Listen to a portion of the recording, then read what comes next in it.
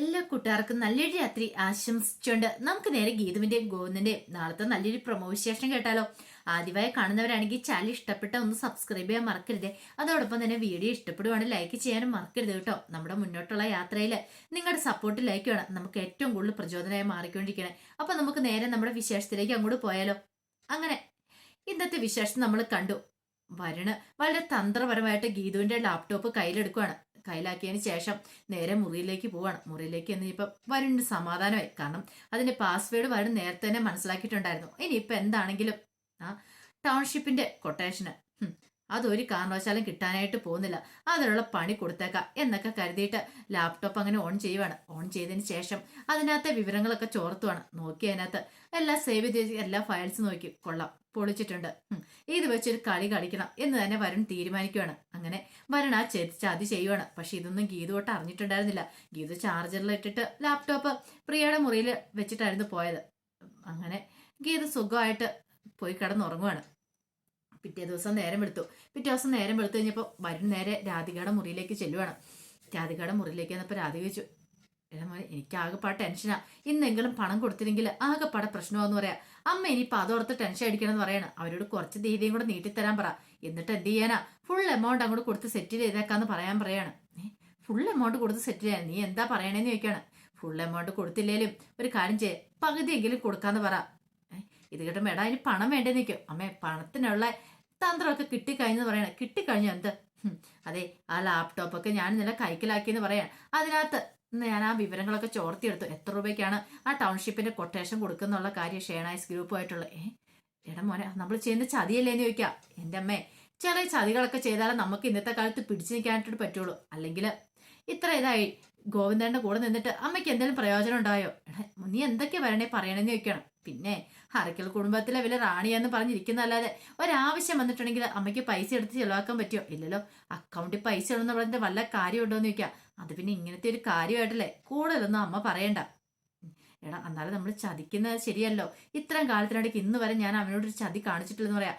അത് കുഴപ്പമില്ല, ഇതൊരു ശീലമായിക്കോളൂ. ആദ്യമാ ഇതൊക്കെ ഒരു ബുദ്ധിമുട്ടുള്ളൂ. ഇപ്പൊ മദ്യപിക്കുന്ന ആൾക്കാരുടെ കാര്യമാണെങ്കിലും ആദ്യം അവർക്ക് പ്രശ്നങ്ങളൊക്കെ ഉണ്ടാവുള്ളൂ. പിന്നെ അത് ശീലമായിക്കുമ്പോൾ കുഴപ്പമില്ല എന്ന് പറഞ്ഞ പോലെ ഇത് ആദ്യം ഈ കള്ളത്തരം കാണിക്കുമ്പോൾ ഒരു ബുദ്ധിമുട്ടുള്ളൂ മനസ്സിലായി. പിന്നീട് അതൊരു ശീലമായിക്കോളൂ എന്ന് പറയാം. എന്നാലും ഇതെങ്ങാനും കണ്ടുപിടിക്കപ്പെട്ട അറിയാലോ പിന്നെ എന്താ സംഭവിക്കാൻ പോകുന്നത്, എന്താ സംഭവിക്കാൻ പോകുന്നതെന്നും അതൊന്നും ഓർത്ത് അമ്മ വിഷമിക്കണ്ട. കണ്ടുപിടിച്ചാലല്ലേ, കണ്ടുപിടിക്കാതെ എല്ലാം കൈകാര്യം ചെയ്യാനായിട്ട് എനിക്ക് നന്നായിട്ടറിയാം. അതുകൊണ്ട് ആ കാര്യത്തിൽ അമ്മയ്ക്കൊരു പേടിയും വേണ്ടെന്ന് പറയാണ്. ഇനി ഇതുപോലെ എല്ലാ കാര്യങ്ങളും നമ്മൾ ചെയ്തിരിക്കും. കാരണം ഇപ്പൊ ആ ലാപ്ടോപ്പിന്റെ പാസ്വേഡും കാര്യങ്ങളൊക്കെ എനിക്കറിയാം. അതുകൊണ്ട് ഇപ്പൊ ഞാൻ ഇനി അത് വെച്ചിട്ട് കളി കളിക്കാൻ തന്നെ തീരുമാനിച്ചെന്ന് പറയാണ്. ഇനി ഇപ്പൊ അവൾ എന്തൊക്കെ രഹസ്യങ്ങൾ അതിന് സൂക്ഷിച്ചു വെച്ചാലും ആ രഹസ്യങ്ങളെല്ലാം ഞാൻ ചോർത്തിയെടുക്കുമെന്ന് പറയാണ്. ഈ സമയം അവരുടെ വീട്ടിലിങ്ങനെ ഓരോന്ന് ആലോചിച്ചുകൊണ്ടിരിക്കുകയാണ്. ഒരു പക്ഷെങ്കില് കിഷോർ ഉണ്ടായിരുന്ന സമയത്ത് ആദ്യ നാളുകളിലൊക്കെ പ്രണയത്തിൻ്റെതായ ആ ഒരു ഇതൊക്കെ അതൊക്കെ മനസ്സിലേക്ക് വരുവാണ്. ഒറ്റപ്പെട്ട് കഴിഞ്ഞപ്പോൾ വല്ലാത്തൊരു ഫീലിങ്സ്. ആ സമയത്താണ് അജാസിന്റെ കോള് വരുന്നത്. അജാസ് വിളിച്ചിട്ട് ചോദിച്ചു, അല്ല അവർണേക്ക് ഉറങ്ങിയോന്ന് ചോദിക്കുക. ഇല്ല അജാസ്, എന്താ കാര്യം നിൽക്കേ? ഞാൻ ചുമ്മാ വിളിച്ചാന്ന് പറയാണ്.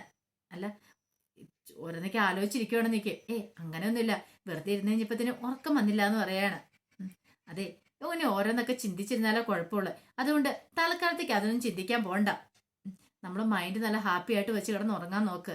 അല്ലെങ്കിൽ നമ്മൾ ഒരിക്കലും നമുക്ക് സ്വസ്ഥത സമാധാനം ഉണ്ടാകത്തില്ല എന്നൊക്കെ പറഞ്ഞുകൊണ്ട് അജാസ് അവർണികേനെ ഒന്നുകൂടെ ഒന്ന് ഇതാക്കാൻ നോക്കി. കാരണം മനസ്സൊന്ന് ലാഭപ്പെടുത്താണ്ട് ശ്രമിച്ചു. അങ്ങനെ കുറെ സമയം അജാസിനോട് അവർണിക സംസാരിക്കുന്നുണ്ട്. അങ്ങനെ അതിനുശേഷം ഒരു സമാധാനത്തോടാണ് അവർണിക കിടന്നുറങ്ങാൻ കിടന്നത്. അപ്പോഴാണ് അജാസിനൊരു ശ്വാസം നേരെ വീണ്. പാവ അവർണിക എത്രമാത്രം ടെൻഷൻ അടിക്കുന്നത്. എത്രയും പെട്ടെന്ന് അവളുടെ പ്രശ്നങ്ങളൊക്കെ മാറണം. അങ്ങനെയൊക്കെ മാറിയാൽ മാത്രമേ ഇനിയിപ്പോൾ അവൾക്ക് നല്ലൊരു ജീവിതം ഉണ്ടാവുള്ളൂ. അതൊക്കെ ഓർത്തിട്ട് അജാസും കിടക്കാനായിട്ട് പോവാണ്. പിന്നീട് കാണിക്കുന്ന പിറ്റേ ദിവസം ഗീതു വിജയലക്ഷ്മിനെ കാണാനായിട്ട് പോവാണ്.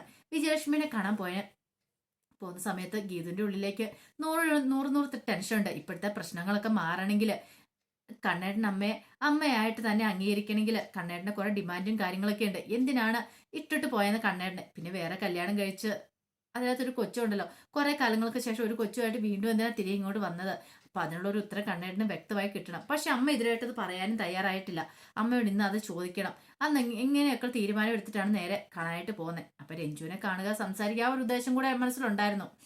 അങ്ങനെ ചെന്ന് കഴിഞ്ഞപ്പോഴത്തേനും രഞ്ജു അങ്ങോട്ട് ഓടി ഇറങ്ങി വന്നു. ഗീന്ദനെ കണ്ടത് വരാൻ പറഞ്ഞ് കയറ്റിക്കൊണ്ട് പോവാണ്. അല്ല എന്തൊക്കെയുണ്ട് വിശേഷങ്ങൾ ചോദിച്ചപ്പോൾ ഗീത പറഞ്ഞു ഇവിടെ അല്ലേ വിശേഷങ്ങൾ നിൽക്കണം. എന്ത് വിശേഷം?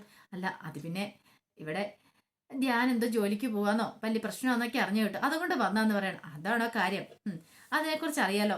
ഞാൻ എന്തായാലും ചില തീരുമാനങ്ങളൊക്കെ എടുത്തിട്ടുണ്ട്. ധ്യാൻ എന്തായാലും കമ്പനി ചോദിക്കട്ടെ, 3 മാസത്തിനുള്ളിൽ ഫാമിലി വിസ കിട്ടുവാണെങ്കിൽ പോവാന്നാ പറഞ്ഞിരിക്കുന്നത്. ഗീത പറഞ്ഞു ഞാൻ നോക്കിയിട്ട് നല്ലൊരു അവസരമാണെന്ന് പറയാണ്. പിന്നെ 3 മാസത്തെ കാര്യമല്ലേ ഉള്ളൂ. ആ 3 മാസം വേണമെങ്കിൽ രഞ്ജുവിന് വീട്ടിൽ ഇവിടെ ആയിട്ട് വന്ന് നിൽക്കാലോ, മാറി മാറി നിൽക്കാലോ എന്ന് പറയാണ്. അതൊക്കെ ഞാൻ ആലോചിച്ച് കാര്യം ചെയ്തു. പക്ഷേങ്കില് എന്ത് പക്ഷേങ്കില് 3 മാസം കൊണ്ട് ധ്യാന്റെ പ്രശ്നങ്ങളൊക്കെ തീർന്ന് ധ്യാൻ സെറ്റപ്പ് ആവൂലേ? പിന്നെ നിങ്ങൾ അവിടെ ചെന്ന് നിൽക്ക് അടിച്ചു പൊളിക്കാലോ എന്ന് പറയണം. ഒരു കുഞ്ഞെന്നുള്ള സ്വപ്നവും നിൽക്ക് പെട്ടെന്ന് യാഥാർത്ഥ്യമാക്കിയാലോ, പിന്നെ അതുകൊണ്ടൊരു പ്രശ്നങ്ങളും ഉണ്ടാകത്തില്ലെന്നൊക്കെ പറയണം. അങ്ങനെ ഗീതു രഞ്ജുവിനൊന്ന് പുഷ് ചെയ്യുന്നുണ്ട്. പിന്നീട് രഞ്ജു പറഞ്ഞു അതെ ഞാനിപ്പോൾ വരാം എന്നും പറഞ്ഞുകൊണ്ട് ഫോൺ എടുത്തോണ്ട് അങ്ങോട്ട് പോകണം. അപ്പം ധ്യാൻ വിളിക്കുന്ന സമയമായി. ഇപ്പം ധ്യാനെ ഒന്ന് വിളിക്കാനായിട്ട് അങ്ങോട്ട് പോയതാണ്. അപ്പോഴേക്കും വിജയലക്ഷ്മി അങ്ങോട്ട് ഇറങ്ങി വന്നു. ഗീതനെ കണ്ടത് എന്തെന്നില്ലാത്ത സന്തോഷം വിജയലക്ഷ്മിയുടെ മനസ്സിലുണ്ടാകുന്നുണ്ട്. പിന്നീട് ഗീതും വിജയലക്ഷ്മിയും സംസാരിക്കുകയാണ്. ഈ സമയത്ത് വിജയലക്ഷ്മി പറഞ്ഞു എന്തിയാണെന്ന് എനിക്ക് അറിയത്തില്ല, അവളൊരു അനമനസ്സൊക്കെ പറഞ്ഞിട്ടുണ്ടെന്ന് പറയാ. ഇത് കേട്ടതും ഗീത പറഞ്ഞു അതെ അവൾ ഇനി കുഴപ്പമൊന്നും ഉണ്ടാക്കത്തില്ല, ധ്യാനെ പറഞ്ഞു വിടാൻ സമ്മതിക്കും. 3 മാസം കഴിയുമ്പോൾ വിസ കിട്ടും, പോകാന്നൊരു സന്തോഷത്തിലായിരിക്കും അവള്. അതുകൊണ്ട് ആ കാര്യത്തിൽ ഇനി അമ്മ പേടിക്കണ്ടെന്ന് പറയാണ്. പക്ഷെ ഞാനിപ്പോൾ വന്ന അതിനെക്കുറിച്ചൊന്നും സംസാരിക്കാനല്ലെന്ന് പറയും. പിന്നെ സംസാരിക്കാനാ, എനിക്ക് ചില കാര്യങ്ങളൊക്കെ അമ്മേനെന്ന് അറിയാനുണ്ടെന്ന് പറയാണ്. കാര്യങ്ങളോ? എന്ത് കാര്യങ്ങള്? അല്ല അത് പിന്നെയെന്ന് പറഞ്ഞാലേ അന്ന് ഗോവിന്ദേട്ടൻ ചോദിച്ചില്ലായിരുന്നു ചില കാര്യങ്ങളൊക്കെ അമ്മയോട്. അമ്മ എന്തുകൊണ്ടാ ഗോവിന്ദേട്ടനെ ഉപേക്ഷിച്ച് പോയാൽ അതിനൊക്കെയുള്ള വ്യക്തമായിട്ടുള്ള മറുപടി കിട്ടണമെന്ന് പറയാണ്. ഒരു പക്ഷേങ്കിൽ അതിനുള്ള ഉത്തരം കിട്ടുവാണെങ്കിൽ ഇപ്പോഴത്തെ പ്രശ്നങ്ങളെല്ലാം മാറും. അമ്മേനെ അമ്മയായിട്ട് ഗോവിന്ദേട്ടൻ അംഗീകരിക്കും. ആ രഹസ്യം അങ്ങോട്ട് പറഞ്ഞു കൂടെയെന്ന് ചോദിക്കാം. ഒരു കാരണവശാലും അമ്മ തെറ്റ് ചെയ്യുന്ന എൻ്റെ മനസ്സ് പറയുന്നില്ല. ഇത് കേട്ട് കഴിഞ്ഞപ്പോഴത്തേനും വിജയലക്ഷ്മി അതെന്താ നിനക്ക് അങ്ങനെ തോന്നാൻ കാരണം? എനിക്കെന്തോ എൻ്റെ മനസ്സ് അങ്ങനെ പറയുന്നു. അമ്മ ഒരിക്കലും ഇത്ര സ്നേഹമുള്ള അമ്മ ഒരിക്കലും ഗോവിന്ദേട്ടനെ അല്ലെങ്കിൽ ഗോവിന്ദന്റെ അച്ഛനൊന്നും ഉപേക്ഷിച്ച് പോകത്തില്ല. അതിന്റെ പിന്നിൽ വ്യക്തമായിട്ട് എന്തെങ്കിലും കാരണം കാണുമെന്ന് വിശ്വസിക്കുന്ന ആളാണ് ഞാനിപ്പോഴും. എനിക്ക് അങ്ങനെ വിശ്വസിക്കാനേ ഇഷ്ടം. ഈ പറയുന്ന ആരൊക്കെ അമ്മേനെ തെറ്റിദ്ധരിച്ചാലും ആരൊക്കെ അമ്മേനെ ചീത്ത പറഞ്ഞാലും എനിക്ക് അതൊന്നും അങ്ങോട്ട് വിശ്വസിക്കാനും അംഗീകരിക്കാനും സാധിക്കില്ലെന്ന് പറയാണ്. ഇത് കേട്ട് കഴിഞ്ഞപ്പോഴത്തേനും വിജയലക്ഷ്മി പറഞ്ഞു നീ പറഞ്ഞ് ശരിയാ മോളെ, പക്ഷേങ്കിൽ എനിക്ക് ചില കാര്യങ്ങളൊക്കെ ഇപ്പൊ പുറത്തു പറയാൻ പറ്റില്ല എന്ന് പറയണം. അതെന്താ അങ്ങനെ പറഞ്ഞ് നിനക്കുള്ള ഒരു ഉത്തരം ഒരു ദിവസം കിട്ടിയിരിക്കും. അതിനുള്ള ഉത്തരം ഞാൻ നേരത്തെ തയ്യാറാക്കി വെച്ചിട്ടുണ്ട്.